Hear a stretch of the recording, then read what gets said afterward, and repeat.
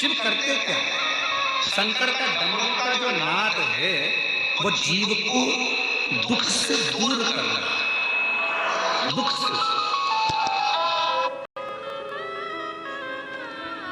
वो कहते हैं ना कि तुम आना भोले बाबा, तुम आना भोले बाबा, मेरे मकान में तेरा डमरू डम डम बाजे सारे जहान में। तुम आना भोले बाबा, तुम आना भोले बाबा, मेरे मकान में तेरा डमरू डम डम बाजे सारे जहान में।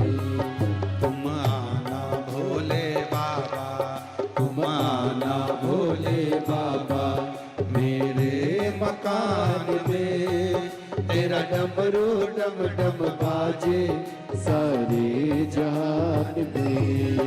तुम आना भोले बाबा, तुम आना भोले बाबा, मेरे मकान में तेरा डमरू डम डम बाजे सारे जहान में। तुम ब्रह्मा जी को लाना, तुम ब्रह्मा जी को लाना, तुम ब्रह्मा जी को लाना, तुम ब्रह्मा जी को लाना, मेरे मकान में तेरा डमरू डम डम बाजे सारे जहान में। तुम आना भोले बाबा, तुम आना भोले बाबा, मेरे मकान में तेरा डमरू डम डम बाजे सारे जहान में।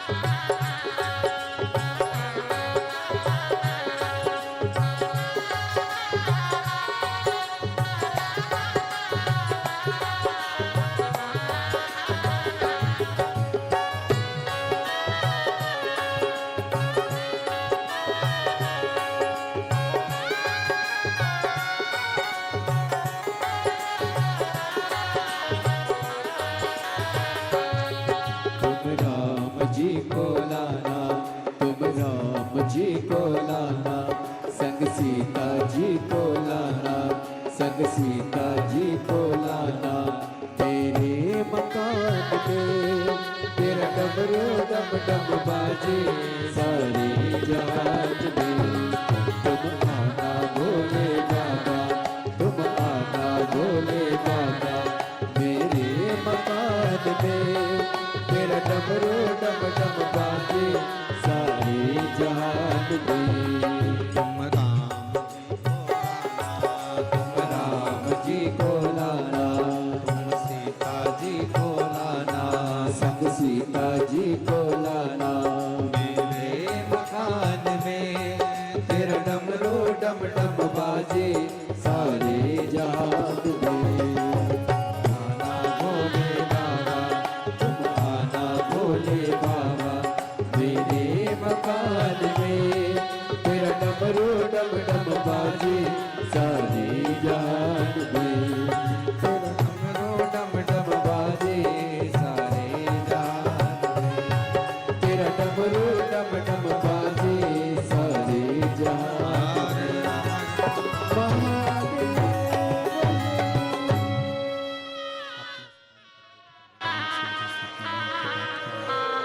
दिल से बाबा से बात करिए, अपने हृदय से अपने बाबा को अपने मन की बात कहिएगा, दिल से विनती करिए।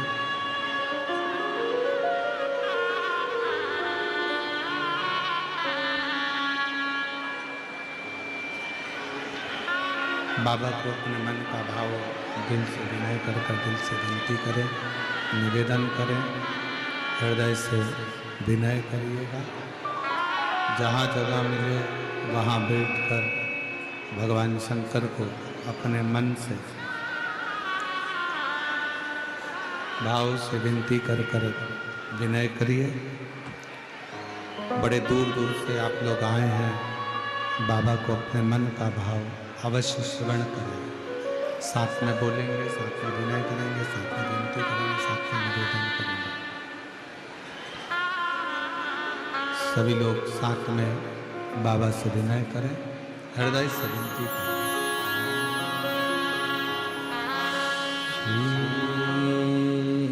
शिवाय नमस्तुभ्यं। श्री शिवाय नमस्तुभ्यं। श्री शिवाय नमस्तुभ्यं। श्री शिवाय नमस्तुभ्यं। श्री शिवाय नमस्तुभ्यं। सब दुख काटो हमारा, ओ भोला सब दुख काटो हमारा। शिव शंकर जप तेरी माला, भोले बाबा जप तेरी माला। सब दुख काटो हमारा, ओ भोला सब दुख काटो हमारा। देश है मंगल मंगलकारी, देश है मंगल मंगलकारी। शमशाने वासी हमारा, शमशाने वासी हमारा। भोला सब दुख काटो हमारा, ओ भोला सब दुख काटो हमारा।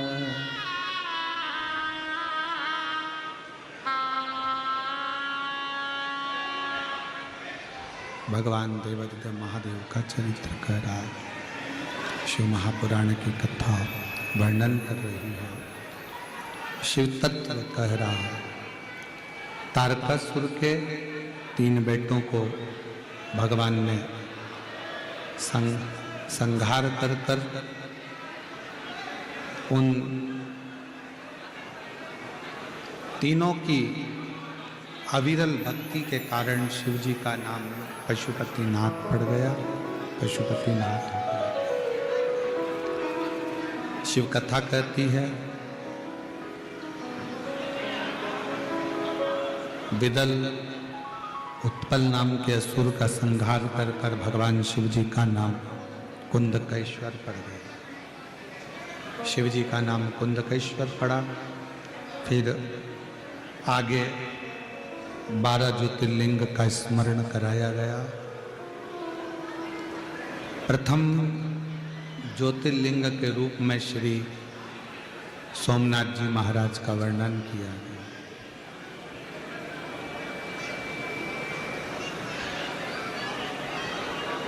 चंद्र को काया का रोग हुआ और चंद्र का काया का रोग इतना बढ़ता चले गया कि चंद्र शुद्ध भूल गए कि मैं क्या करूं।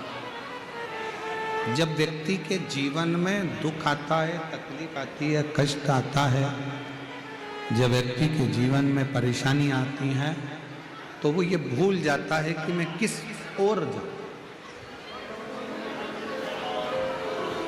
मैं किस मार्ग को पकड़ूं, मैं किस ओर जाऊं, मैं किस रास्ते की ओर जाऊं जिससे मेरा रास्ता सुलभ हो सके, मैं अपने मार्ग को सुलभ बना सके।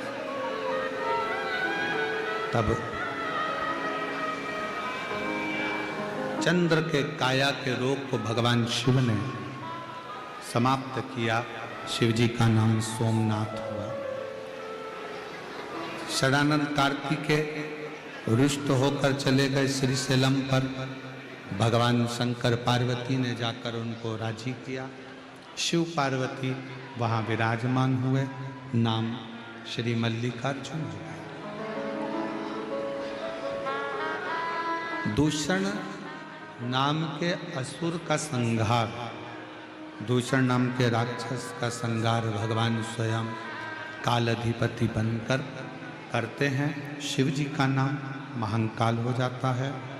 विंध्य नामक पर्वत के तप करने से भगवान ओमकारेश्वर प्रकट होते हैं। फिर वर्णन आया है श्री केदारनाथ जी का। नर नारायण के तप करने से भगवान शंकर ने जाकर दर्शन दिया। शिव केदार के रूप में विराजित। भीमाशंकर कुंभकर्ण के बेटे भीम का भगवान शंकर ने संहार किया और शिव जी का नाम भीमाशंकर। अगला वर्णन है काशी विश्वनाथ। मनु शत्रुपा के तप बल से भगवान शंकर काशी में आकर विराजमान हुए। शिव जी का नाम विश्वनाथ होता है। गौतम बाबा पर गौ हत्या का दोष लगा। उस दोष को मिटाने के लिए ब्रह्मा, विष्णु और महेश तीनों की अर्चना करी और गौतम बाबा पर से गौ हत्या के दोष को मिटाने के लिए भगवान ब्रह्मा, विष्णु, महेश 3 लिंग स्वरूप में प्रकट।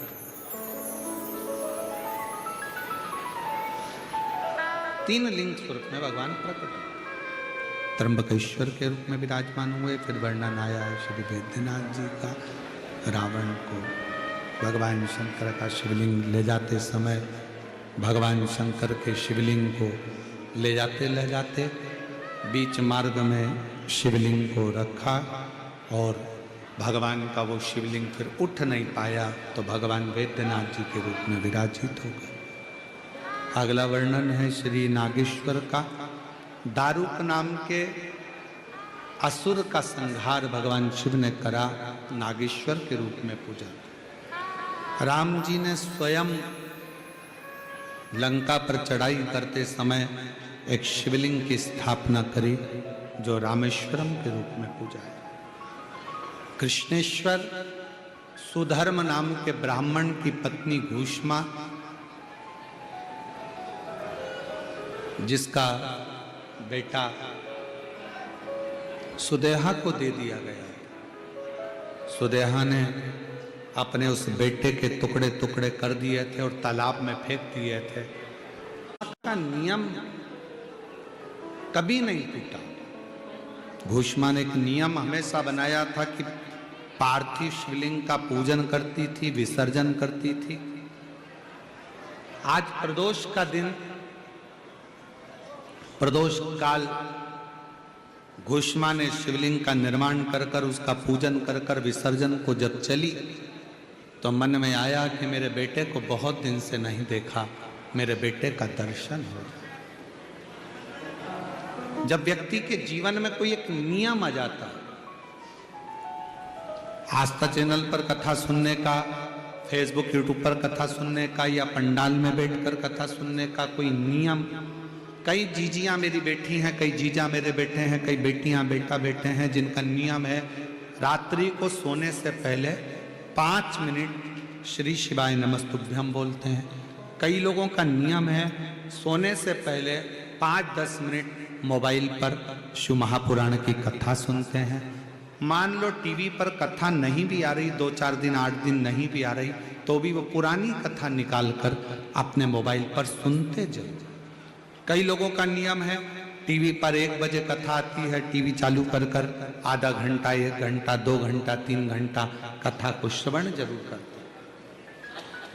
प्रतिदिन किसी किसी के दुकान पर टीवी लगी है, ग्राहकी भी चल रही है, काम भी चल रहा है, तो भी उसने अपनी दुकान में टीवी चालू कर कर छोड़ दी। कथा चलती रह रही है धीमे आवाज में और वो अपना काम करते जा रहा है। मतलब शंकर उसकी दुकान में, उसके घर में दिन भर 24 घंटे में से 5-10 मिनट शंकर की कथा प्रत्येक व्यक्ति के घर में रहती जरूर है। प्रत्येक व्यक्ति एक नियम कई लोगों ने बनाकर रखा है। जैसे घोषमा ने नियम बनाया था तो उसके बेटे को भगवान शंकर को जीवित करना पड़ा। हम भी तो अपनी जिंदगी में एक नियम बना सकते हैं कि मैं श्री शिवाय नमस्तुभ्यम का जाप करूंगी।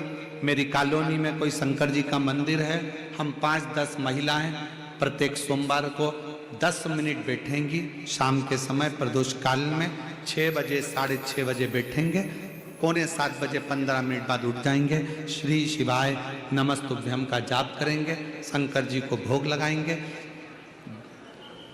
अगर एक हफ्ते में 5 सोमवार पड़ते हैं तो 5 महिलाएं अपना नियम बना ले कि आज का प्रसाद थोड़ा सा, कुछ भी शक्कर, खड़ी शक्कर, कुछ भी मैं लेके आऊंगी, माँ भोग लगाएंगे। अपन 5 मिलकर श्री शिवाय नमस्तुभ्यम जपेंगे, प्रसाद बांट देंगे, अपने घर चले जाएंगे। ज्यादा ढोंग प्रपंच नहीं, दिखावा नहीं, कोई एक नियम। हमारे नजदीक में शंकर जी का मंदिर है, हफ्ते में एक बार नियम बनाएंगे, उस मंदिर में सफाई करेंगे। हफ्ते में एक बार नियम बनाएंगे, अपने नजदीक के शंकर के मंदिर को साफ करेंगे, क्लीन करेंगे। एक नियम अपने अंदर बनाओ शिव के प्रति।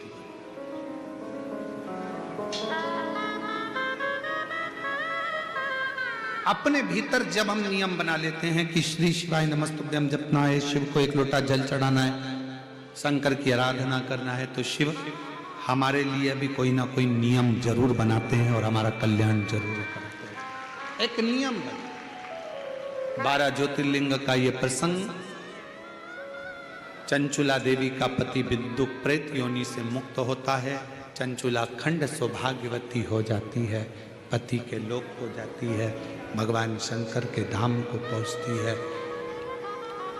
तुमरुका जी कहते हैं चंचुला से, तुमने इस कथा को सुना, तुम्हारे पति को फल प्राप्त हो।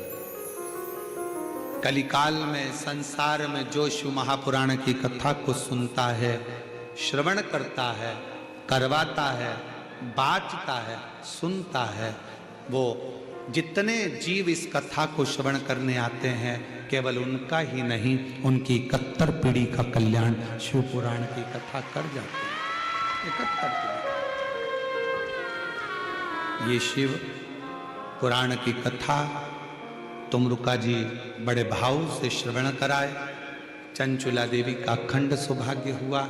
शिव जी ने अपने मस्तक की बेलपत्र शिवपोथी को समर्पित करी।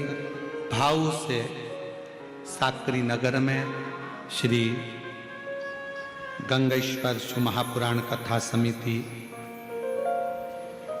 शिव महापुराण का जो भव्य गंगेश्वर शिव महापुराण समिति साकरी पीपलनेर द्वारा जो ये कथा का आयोजन हो रहा है,